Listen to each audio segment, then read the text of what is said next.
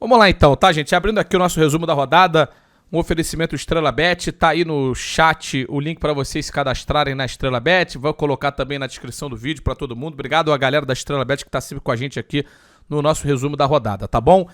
Abrindo com o jogo que realmente abriu a 13ª rodada, o São Paulo venceu com gol no final do Luciano, que saiu depois de uma bola que desviou, mas isso é só a maneira com que o time fez o gol, porque a verdade é que o São Paulo tentou buscar o gol o segundo tempo inteiro. No primeiro tempo, um primeiro tempo fraco dos dois times.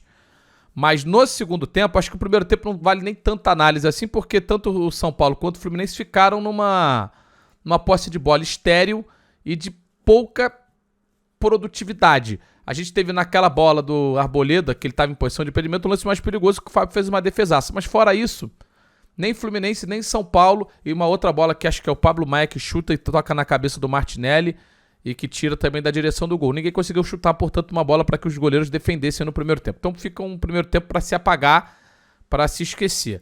Já o segundo tempo, o time que queria jogar e queria buscar o resultado foi para cima. O São Paulo conseguiu pressionar bem a saída de bola do Fluminense, não permitiu que o Fluminense saísse, nem sei se o Fluminense tinha mecanismos para isso. O Fluminense, quando trocava 2, 3 bolas na defesa, o São Paulo já pressionava e obrigava o chutão. Então ficou no segundo tempo inteiro o São Paulo martelando o Fluminense.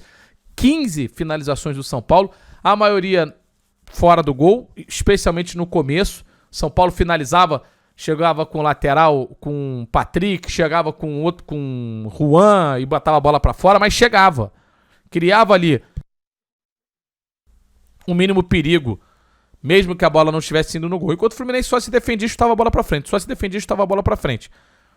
Num momento do jogo em que o São Paulo era dono da partida, uma bola na área e quase não, né? Mas assim, o Fluminense teve ali uma única chance de largar na frente na cabeçada do Thiago Santos. Fora isso, o Fluminense ele jogou pra empatar. Na verdade, jogou pra perder. Postura de time perdedor. Enquanto o São Paulo teve a postura de um time vitorioso.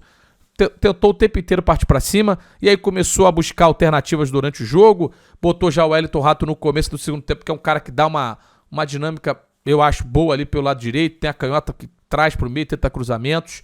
O David depois também entrou e foi quem deu assistência pro gol do Luciano. O Marcos Paulo não entrou bem no lugar do Nestor e criou muito pouco, mas no final, já com o jogo 1-0, ainda teve uma rabiscada ou outra por ali. Mas o São Paulo foi muito mais time que o Fluminense, foi muito mais interessado no jogo do que o Fluminense, e não é à toa que está numa posição boa para o que era a perspectiva do time depois do campeonato estadual. Está empatado com o Fluminense em pontuação, mas nesse momento, se você for olhar a perspectiva de cada equipe, a do São Paulo é de subida, do Fluminense de queda livre. Foi um dos piores jogos do Fluminense na história recente, um jogo de postura patética, como eu falei até em outro vídeo que a galera pode conferir no meu canal no YouTube também, e que deixa sinalizações muito negativas. Para o São Paulo, com todos os desfalques que o time tinha, especialmente no ataque no Caleri, que é o cara que costuma botar a bola para a rede, eu acho que o jogo, do ponto de vista de criação, foi até bom. É aproveitar melhor as oportunidades que cria. Acho que esse é o recado que fica depois desse jogo, mas uma vitória merecidíssima, mas muito merecida do São Paulo, que foi o time que realmente tentou jogar. Irmão, a parada é o seguinte, tá? Quando você joga contra um time que tem tanta qualidade individual, como é o Flamengo, você não pode perder oportunidade. O Fortaleza perdeu 3 grandes oportunidades no primeiro tempo. No primeiro tempo, o jogo foi assim, o Flamengo teve mais posse, mas o jogo foi mais dividido e o Fortaleza finalizou mais vezes do que o Flamengo. O Fortaleza, não fosse a genialidade do Arrascaeta, talvez o Flamengo teve outra chance ali com o Gerson, mas o Flamengo teria passado no primeiro tempo, porque não é que tenha jogado mal, mas o Fortaleza muito direto, pegando a bola, sempre criando não só em contra-ataques, como também aproveitando vacilos lá do goleiro, que pegou o pênalti, né? Mas assim, teve o pênalti para fazer, Pikachu bateu muito mal, méritos, claro, do Matheus Cunha que pegou, mas bateu muito mal o Pikachu. Teve uma outra bola com o Caio Alexandre, que o goleiro está jogando errado também, e que ele perde uma ótima oportunidade. Teve outra do Lucero, no finalzinho do jogo. Então assim, finalzinho do primeiro tempo. Tudo isso só na primeira etapa. Aí a bola cai nos pés do Arrascaeta, irmão. Ele vai lá e resolve. Mete uma bola maravilhosa pro Gabigol, 1-0. Aí também a gente tem que olhar para o que é a qualidade do elenco do Flamengo, né? Que só melhora. Sai no intervalo. Arrascaeta, Gabigol machucado, entra Pedro. Sai Everton Ribeiro, entra Bruno Henrique. Porra. Loucura, né? O time melhora. O time melhora com as substituições. Poucos são os times que realmente melhoram com as substituições. O Flamengo é um deles. Aí faz a jogada novamente pela esquerda o Ayrton Lucas e cai no pé do Arrascaeta. Ele dá um catiço seco, indefensável. Uma bola simples. Aí muita gente fala, pô, Arrascaeta é craque? Pra mim é craque. E ele é um cara fantasioso do ponto de vista de fazer coisas. Não, ele faz o jogo simples. Ele simplifica sempre. E acho que essa é a grande marca do Arrascaeta. Ele é um cara que, se quisesse, pela qualidade que tem, talvez ele poderia fazer várias graças com a bola, porque ele joga muito. Mas não precisa, pô. Ele faz o simples. Ele, porra, resolve com categoria e com simplicidade quase tudo que vem na frente dele. Então mete um 2-0. Fortaleza acho que sai até castigado pela diferença no placar, mas no segundo tempo criou pouco. Fortaleza no segundo tempo foi bem mais controlado, bem mais comedido. E o Flamengo já adiciona qualidade aí com a chegada do Luiz Araújo, com a chegada do Alan, com outras chegadas que podem reforçar esse elenco ao longo dessa temporada. É um timaço, é um time que nos últimos jogos aí vem realmente numa boa sequência. Teve a derrota lá pro Red Bull Bragantino que deu uma balada, né? A gente olhou e falou assim, pô, 4-0. Mas essa derrota ela veio aí numa série invicta grande do Flamengo. No Campeonato Brasileiro, o Flamengo estava brigando lá pelo título. 25 pontos, 8 pontos atrás do Botafogo. E um futebol que tende a crescer. Tem várias disputas no time. O legal também é ver que tem vários garotos jogando bem. O Vitor Hugo, eu acho muito bom jogador, muito bom. Especialmente ele agora tem sido o garoto da vez. Mas destacar também o Matheus, que acabou pegando o pênalti, né? E o Fortaleza, bicho, eu não acho que o Fortaleza tenha que se preocupar. Tá na 11ª posição, tem 20 pontos, tem que se cuidar para não perder tanta chance, cara. Eu acho que é essa a grande situação de um jogo como esse. Você tá enfrentando o Flamengo no Maracanã, você não pode perder gols como perdeu no primeiro tempo. Não só as 3 finalizadas, como a do pênalti que deu rebote, acho que foi o Lucero que furou. Então, um belo jogo. A verdade foi um belo jogo de futebol no Maracanã. Rapaziada, olho no Grêmio, tá? Olho no Grêmio porque merece demais esse reconhecimento no momento, cara. Campanha fantástica. Lembrar que o Grêmio subiu da Série B, tá com 26 pontos, é o segundo colocado no campeonato. E esse jogo contra o Bahia foi um bom jogo também do Bahia. A gente não pode, só porque o Grêmio venceu, jogar fora tudo que o Bahia fez. O Bahia, até o gol anulado do Luizito Soares, até aquele momento, 17, 18, mais ou menos uns 20 minutos do segundo tempo, o Bahia era melhor. Até no primeiro tempo, inclusive. Assim, o Luiz Soares, ele é gênio, ele resolve qualquer tipo de problema, mete essa bola na área, o Vila Sante ajeita pro Cristaldo fazer o gol, mas o Bahia continua em cima, tem assim, são jogadores que oscilam, não são caras que vão entregar o tempo inteiro grandes atuações. Por exemplo, aqui o Tassiano, o outro Cauli. São caras que têm sua valia. Não vão em todos os jogos, em todas as rodadas, sempre jogar muito bem. Mas mete uma bola maravilhosa. Maravilhosa a bola que o Tassiano mete no lance do gol, que o Vinícius Mingotti quase faz e o Kahneman tira. O Kaique tava lá. Kaique é um moleque também de qualidade que precisa se desenvolver mais. Foi um jogo que ele participou mais, tentou bola, quase fez um gol que a bola chegou desviando na marcação. Assim, foi um jogo melhor do Bahia do que tinha sido, por exemplo, na rodada anterior contra o Fluminense. É isso, né? Mesmo com um homem a mais, ali o Bahia jamais poderia ter perdido aquele jogo. Esse foi um jogo em que o Bahia produziu. Olhar para o número de finalizações, olhar para o volume de jogo, foi um bom jogo. Só que tem que jogar bem por mais minutos. A partir dos 20 do segundo tempo, como eu falei ali, 17, 18, e seria um golaço, tá, do Luiz Soares, numa bola do Vila Sante. E o Grêmio também, a gente tem que lembrar, o Grêmio no começo do campeonato estava com vários problemas, especialmente na posição de volante. Não estava conseguindo ter seus volantes à disposição e o time sofria. Começou a ter os seus meio-campistas à disposição, aí o Grêmio subiu. O Grêmio subiu de produção, né? E a gente percebe isso agora nesse momento do campeonato, cara. o Ferreirinha ter voltado vai ser um fantástico reforço pro Grêmio. Muito bom. O Renato já tinha falado mais tempo lá que precisava de homens de velocidade, porque o Bitelo ainda oscila e o Ferreirinha pode ser esse cara para dar constância aí como um cara de ponta, muito bom jogador. E o gol da virada, que já poderia estar... O gol da vitória, perdão, que já poderia ter saído até antes. Pô, saiu de maneira maravilhosa. Foi uma grande triangulação ali pelo lado esquerdo e o Ferreirinha meteu esse passe pro Gustavo Martins já aos 50 minutos do segundo tempo. O Grêmio, pela reta final de jogo, foi quem mais buscou o jogo no final. E registrar também o Gabriel Grando, hein? Bom jogo do Grando mais uma vez. Especialmente no primeiro tempo, fez algumas boas defesas. Belo jogo, cara. Belo jogo. Bom jogo de futebol. 0-0, mais um belíssimo jogo de futebol, né? Belíssimo jogo de futebol. Mais por parte do Cruzeiro do que por parte do Inter, né? E tem sido também uma tônica do Cruzeiro nesse momento de oscilação na temporada. Perde muito gol, cara. Mas assim, são muitas oportunidades e não são meias oportunidades, são oportunidades claríssimas. O Wesley perdeu, vou colocar aqui 3 oportunidades. Vou botar assim que perdeu 2. Numa o John foi muito bem com o pé. Mas assim, o gol que ele perde na cabeçada, ele poderia ter ajeitado ali. Não sei da posição, se estava ou não estava, mas acho que estava com condição legal, enfim. Podia ter ajeitado pro meio, pro Lucas Oliveira. Acho que era o Lucas que estava ali naquela posição para emendar. Ele cabeceou nas mãos do John. Aqui o John vacila, ele tenta a finta, mas porra, tinha chance de... Perdeu o gol, irmão. Assim, a opção de driblar o goleiro era ruim? Se provou ruim porque o zagueiro conseguiu chegar na recuperação. Ele perdeu uma chance clara.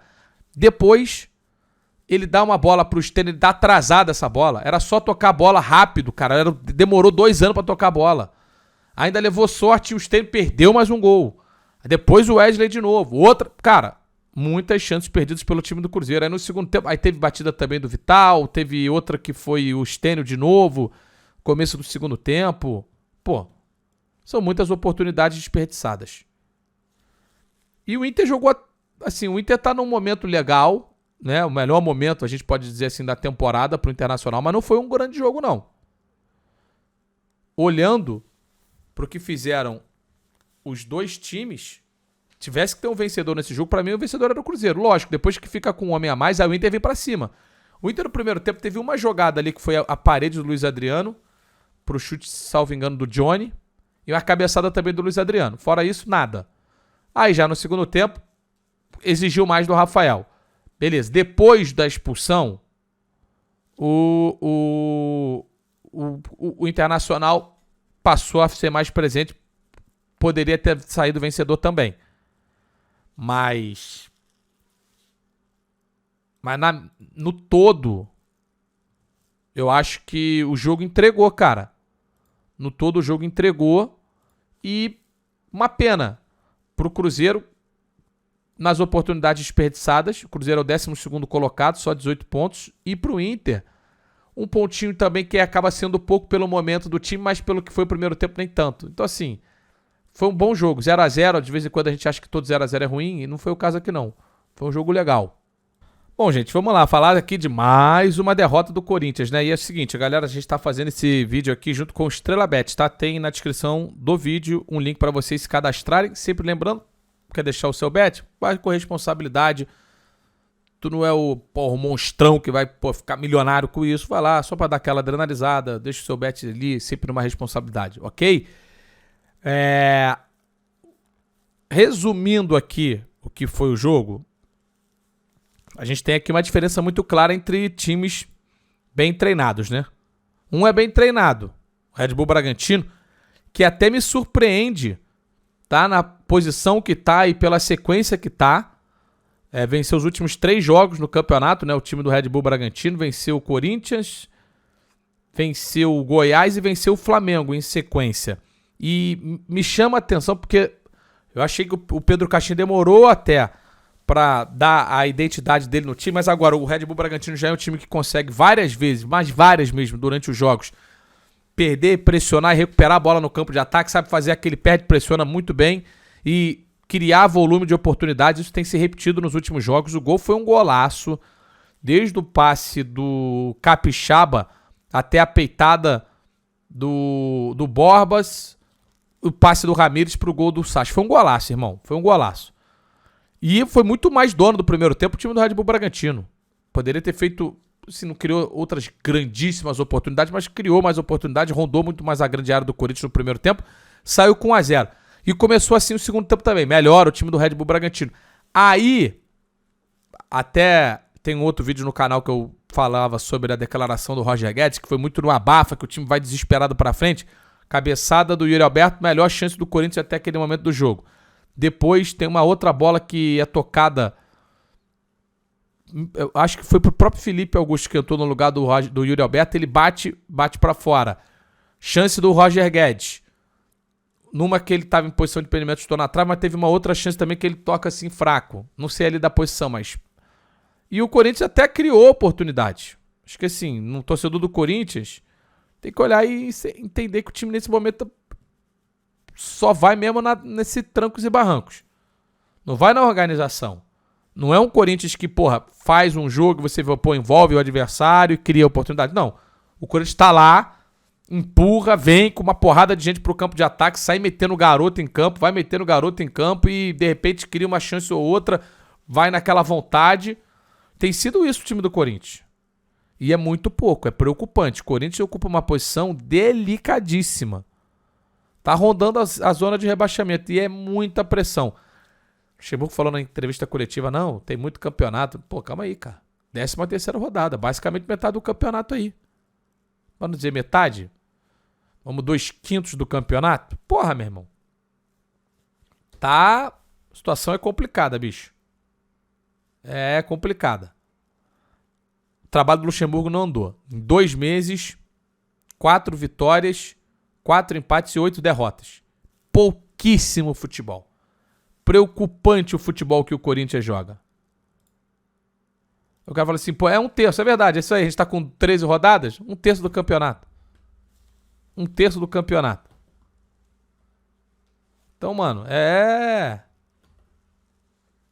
pouquíssimo futebol. E agora, mano, pro Red Bull Bragantino, um time que não tem pressão e que tem qualidade individual e que me parece agora tá super bem treinado, eu não coloco limite pra esse time não, tá? Não coloco limite. Acho que boas coisas podem acontecer. O Corinthians, irmão, perspectiva é super negativa.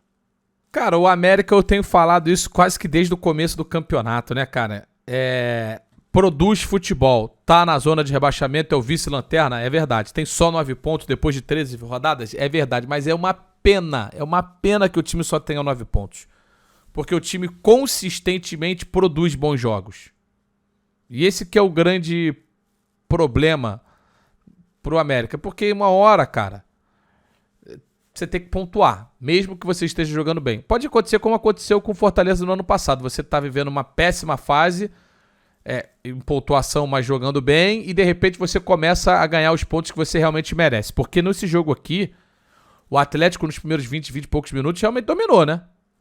Aproveitou a sua chance para fazer 1-0, um golaço do Zarate, já tinha tido uma outra oportunidade logo com 1 minuto. Depois o Hulk foi muito bem para também aproveitar o vacilo da defesa do América para fazer 2-0. O Hulk naquela situação dificilmente perde um gol. E dali para frente, colocado os 30, 35 minutos para frente, o América começou a soltar o seu jogo, bicho. Já no primeiro tempo o Everson faz um milagre. Porra, absurda a defesa do Everson no primeiro tempo, assim, uma das grandes defesas do campeonato na cabeçada do escanteio. E no segundo tempo, o Mastriani vem lá e faz os gols. Assim, o Danilo Avelar tem as questões com ele, mas ele tem feito uma temporada de gols e assistências, né, com o América. Incrível a temporada dele. Jogando às vezes como zagueiro e às vezes como lateral. Nesse caso ele foi lateral. Mastriani fez 2 gols, o segundo um golaço de letra depois do passe do Benítez. E poderia ter virado o jogo o América. O América conseguiu amassar o Galo. O Filipão, cara, chegou a situação do Filipão não é fácil também. Começo só de trabalho, mas de resultados ruins, né? São 4 jogos, 3 empates e 1 derrota. O melhor jogo talvez tenha sido contra o Fluminense, logo na estreia do Filipão. De lá pra cá, o time jogou pouco. E o América, eu vou repetir aqui, cara. Se continuar nesse nível de performance, eu acho que dificilmente cai. Dificilmente cai. E eu torço que não caia. Times que jogam futebol, eu torço que não caiam. Porque, pô, é bonito de ver. Assim, não vai pra um jogo agressivo de porradaria, não vai pra um jogo de futebol, de troca de passe, de chegar envolvendo o adversário. Aquilo que a gente falava do Corinthians agora há pouco, não se aplica ao América. O América envolve os adversários. O América cria chances. E o Atlético me preocupa, cara. Eu não sei o que vai ser do futuro desse trabalho do Filipão. Não tô falando de demissão nem nada, tô falando realmente do que ele vai fazer no comando do Atlético, cara. Mais um belo jogo do América. Um belo clássico, tá? Belo clássico. Partidaça, cara. Foi um jogaço. Vou passar pelas polêmicas aqui. Eu achei um belo jogo de futebol. O Palmeiras muito bem, mesmo com o time todo mexido. Se não todo, à exceção da dupla de zaga, né? Basicamente, dali pra frente, era um time totalmente diferente do que tá acostumado a mandar a campo o Abel, que tava até suspenso. E aí deu a chance do João Martins depois ir pra coletiva também. O Palmeiras jogou muito bem o primeiro tempo e esteve muito bem postado também durante o momento que esteve 11 contra 11. Luiz Guilherme é bom jogador, pode jogar mais, acho que não fez um grande jogo. O Endrick mostrou muita personalidade para depois de ter perdido o pênalti, que bateu muito mal, ter continuado no jogo. Não criou assim grandes oportunidades. Ele é um cara que ainda não é tão participativo assim no jogo, como é, por exemplo, o Vitor Roque. Tem uma diferença ali de 1 ano e pouquinho de idade entre eles. Ele não é tão participativo, mas ele, nas bolas que acabam chegando, ele é um moleque de visão de gol, né? Bateu uma de primeira que bateu na trave. E para analisar o jogo, a gente tem que passar pelo primeiro minuto, que seria, para mim, lance de expulsão do Zé Ivaldo, pênalti e expulsão. Porque ele esquece a bola, faz um movimento de agressão e não tem disputa de bola ali. Você tem que dar o cartão amarelo quando há uma disputa de bola num pênalti. Quando não há disputa de bola, é cartão vermelho. Ele não disputou a bola, para mim ali seria um vermelho. O Palmeiras teria uma ótima situação de ficar com um homem a mais. Sobre a expulsão do Gustavo Garcia. O arremesso lateral, o juizão já tinha dado meio que uma bronca no Everton um pouquinho antes. Só que você amarelar o Everton numa cera é uma coisa, amarelar o Gustavo Garcia é outra. E ele amarelou o Gustavo Garcia num lance no primeiro tempo, finalzinho do primeiro tempo. E depois a expulsão é consequência disso, porque ele não tinha como não ser o amarelo, faz parte da regra do jogo e foi pênalti. E mudou o jogo completamente, né, cara? Muito bem na partida o Vitor Bueno. Pra mim foi o melhor jogador em campo. Destacar também do lado do Palmeiras o Breno Lopes. Movimentação constante. Acabou sendo responsável por 2 assistências no jogo. Fez um bom jogo o Breno Lopes. Então assim, do Palmeiras. Breno Lopes bem, Endrick bem também. O John mais participativo do que o Luiz Guilherme.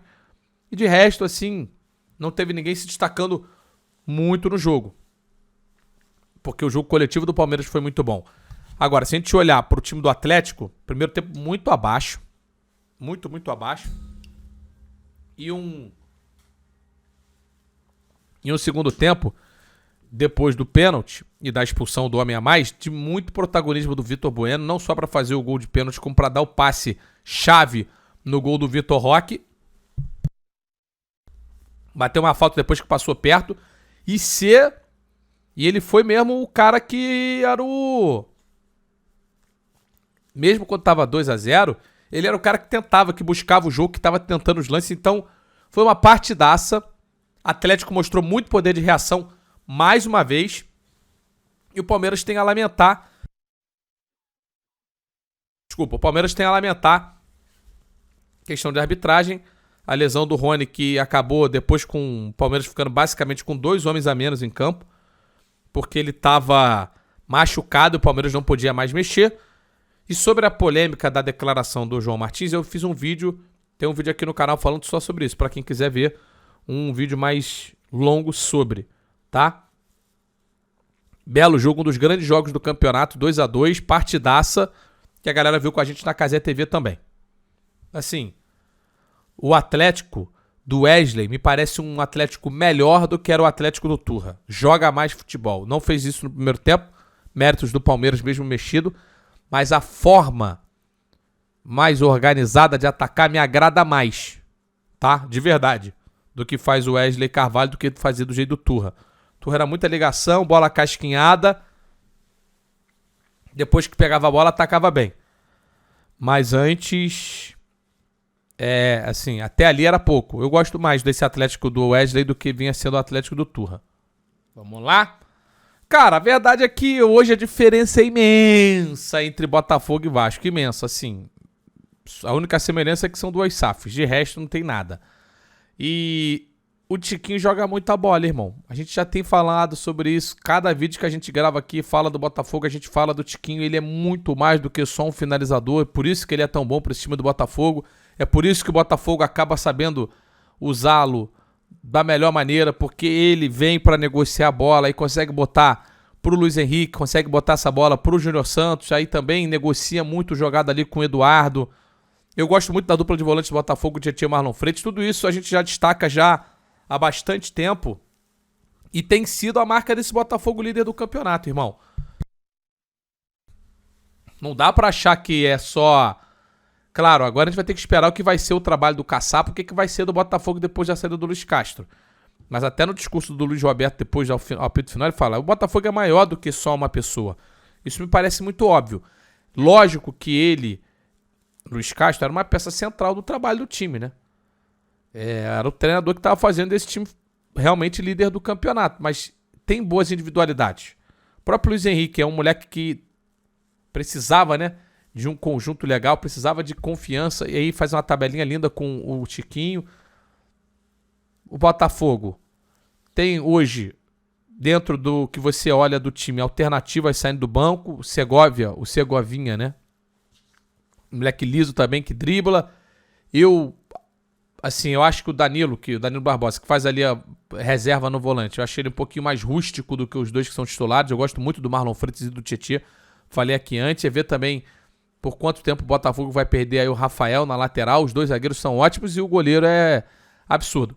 Cara, você, para ser campeão brasileiro, no pontos corridos, você muitas vezes vai ver que são times que tem um puta goleiro e um grande centroavante. Goleiro que fecha o gol e um centroavante que faz ali o gol decisivo ou dá o passe pro gol decisivo, o gol do 1-0. E foi assim que o Botafogo ganhou o jogo. Dito isso, pro Vasco.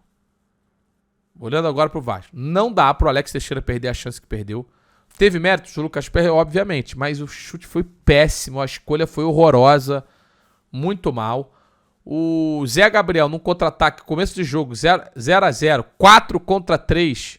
Pô, com ele 5 contra 3 do Botafogo, o cara chuta de longe. Tinha 3 opções melhores do que aquela, ele escolheu a pior possível. Puma Rodrigues, vacilo monumental no lance do gol do Carlos Alberto. Ali já tinha ido pro espaço, né, basicamente. Mas, pô, ainda existia uma mínima possibilidade de uma bola levantada num bumba meu boi fazer o gol. Vasco, a situação é periclitante. Assim, 9 pontos em 13 jogos. Perspectiva nenhuma de melhor agora. Nenhuma. A verdade é essa. Perspectiva de melhora do Vasco é 0. Não consigo ver muita margem individual para o time evoluir. Que o time pode ser melhor, isso me parece que pode, mas você confia que o Vasco vai ser melhor? Eu não confio. E quem que vai ser o técnico do Vasco? Não sei. Tudo isso pressiona muito o ambiente do Vasco, que é um ambiente de insegurança. Já era antes. O melhor time do campeonato é o Botafogo. Por isso que a declaração do João Martins foi muito ruim. Dizer que ninguém trabalha mais do que o Palmeiras? Pô, não pode. Duvido que o Botafogo não trabalhe tanto quanto. Ou o Vasco também. Vários times trabalham igual. Pô, falar que não trabalha tanto? Injusto. Botafogo é um time que nesse momento só tem o Campeonato Brasileiro para jogar. E nessa circunstância, uma ótima. Você recupera melhor os jogadores. Você tem uma semana de trabalho para botar o time para jogar, basicamente agora, todo final de semana. Ah, não, tem a Sul-Americana, perdão. Tem a Sula que vai jogar o playoff, né? Tinha esquecido, né? Ficou na segunda posição, tem o playoff pra jogar. Perdão. Desculpa aí. E vai passar, que é o Patronato, o adversário, não é isso? Patronato? O time que o Botafogo vai pegar? Segunda divisão da Liga Argentina? Então vai passar.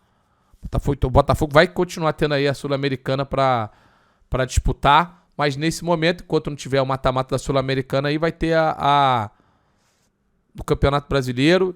Não tem a Copa do Brasil como vários outros. Time muito encaixado, muito confiante. Cara, 13 rodadas. 1/3 do campeonato, como a gente já falou lá atrás. Botafogo é líder. 13 jogos, 11 vitórias, irmão. 11 vitórias. Tem time titular e vem encontrando boas alternativas do banco. O melhor time do campeonato disparado, merece todo esse reconhecimento. Torcedor do Santos, eu imagino que esteja passando na sua cabeça agora, irmão. De verdade, o time ainda não está na zona. Segue fora da zona de rebaixamento. Mas o futebol tá desse tamanhozinho. Se é que tem alguma coisa. A única boa jogada no jogo todo foi a bola do Lucas Lima pro Marcos Leonardo. Parou aí. Não jogou nada. E não se defendeu. Eu não gostei da escolha do Paulo Turra. Não gostei. Eu acho que não é um cara que tinha ou que tenha experiência suficiente para administrar o Santos nesse momento. Eu acho, inclusive, o Odair, que saiu mais treinador do que o Paulo Turra hoje. Pode ser que lá na frente ele seja melhor. Mas hoje eu ainda acho o Odair melhor. Só que do jeito que estava o Odair não tinha como continuar. Tudo bem. A escolha foi, me parece, precipitada demais. Não tô sacramentando que ele não vai conseguir fazer o trabalho, não. Mas eu tô achando que a escolha pro momento foi ruim. Como não foi, por exemplo, a escolha do Cuiabá. Né? O Cuiabá. A gente olha aí pro Cuiabá desde a troca de treinador.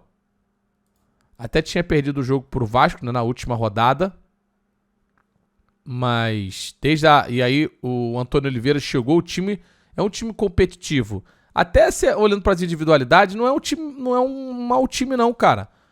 O Davidson faz um grande campeonato brasileiro, já são 4 gols para ele, um time que é muito perigoso nas bolas paradas e sabe se defender. Ele não é um time mal treinado, pelo contrário, é um time bem treinado.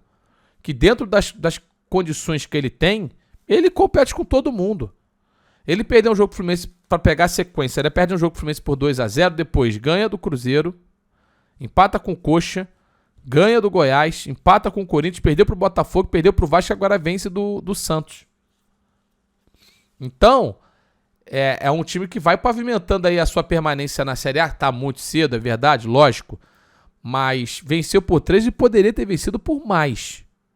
Essa que é a grande realidade do jogo em que o Santos, pobre. A situação do Santos é problemática, cara. É problemática. É difícil a gente projetar aqui o que vai ser do Santos. Santos, Vasco, Corinthians, esses 3 aí, irmão, estão em situações muito, muito delicadas. Só registrar, né? Esse jogo Goiás e Coritiba, ele vai acontecer depois da live e eu não vou conseguir fazer o resumo desse jogo então, dessa 13ª rodada. Vou ficar devendo porque eu não conseguiria fazer a live depois do jogo, entendeu? E aí, para poder fazer aquela análise que a gente sempre faz, esse jogo aqui agora acabou ficando de fora, mas 2 desesperados na zona de rebaixamento que tem também perspectivas horríveis, horrorosas na temporada, no Campeonato Brasileiro, né? Então essa é a situação. Vou só abrir a tabela pra gente fechar aqui com aquela tabela que a gente normalmente faz, a famosa setinhas. Vamos lá, 13ª rodada, Botafogo setinha muito pra cima, mesmo com a troca de treinador, seta pra cima, Grêmio seta pra cima também, já provou que jogou com uma linha de 4 na defesa e com a linha de 3 tem sido ainda melhor. Flamengo seta pra cima, Palmeiras seta pro lado, um empate com o time reserva que não mexe muito nas expectativas e o time continua super bem treinado. Bragantino setinha pra cima, muito bem. Momento fantástico aí do Red Bull Bragantino. Fluminense baixo, seta pra baixo, seta no chão, jogando nada. São Paulo, seta pra cima. O time com o Dorival busca jogo, encontra soluções, não é perfeito, mas é bom o time. Internacional, cara, pela partida que fez eu botar seta pro lado. O momento é muito bom, mas o jogo em si é seta pro lado. Atlético recuperou-se no jogo, seta pra cima. Atlético Mineiro, seta pra baixo, tá jogando mal. Jogou 20 e poucos minutos e depois jogou pouco. Fortaleza, seta pro lado. Não fez um mau jogo contra o Flamengo. Cruzeiro, Vou botar seta pra cima, cara.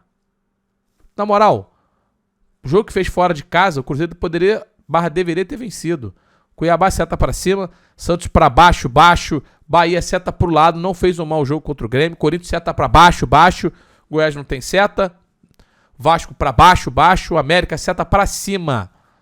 É o penúltimo colocado, mas não joga futebol de Z4 não. Curitiba também vamos ter que esperar. Próxima rodada, Cuiabá e Bahia, Vasco e Cruzeiro. Olha, cara, o Vasco tá numa situação... Aqui o Cruzeiro é favorito, tá? Fora de casa. Começar a implementar o favoritismo. Cuiabá e Bahia.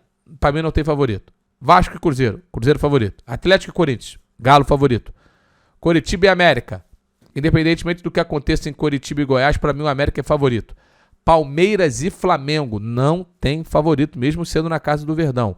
Santos e Goiás. Não tem favorito. Fluminense Internacional. Inter favorito. Bragantino e São Paulo. Bragantino favorito. Fortaleza e Atlético. Favoritismo Fortaleza. Até porque tem Copa do Brasil, aqui também tem, enfim. Grêmio e Botafogo. Porra, jogaço, hein? Líder contra vice-líder, cara. Líder contra vice-líder na próxima rodada. Não tem favorito nesse jogo. E esse foi o nosso resumo da rodada que a gente sempre faz junto com Estrela Bet, tá? Se você quiser se cadastrar no site da Estrela Bet, tem um link aí na descrição do vídeo para você se cadastrar, deixar o seu palpite, sempre com muita segurança, com muita responsabilidade. Beleza?